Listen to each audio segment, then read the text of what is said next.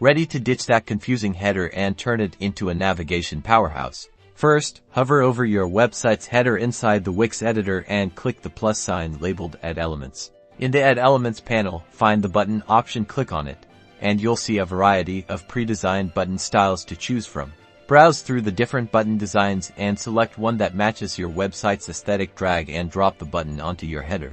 Now, reposition the button in your header until you find the perfect spot. You can resize it by dragging the corners. To customize the button's text, click on the button and select Change Text and Icon. Type in the text you want displayed on the button. This should be a clear call to action, like Shop Now or Contact Us.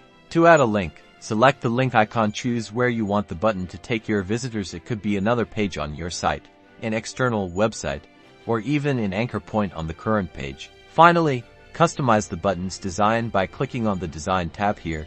You can change the button's color, font, border, and even add hover effects. And that's it.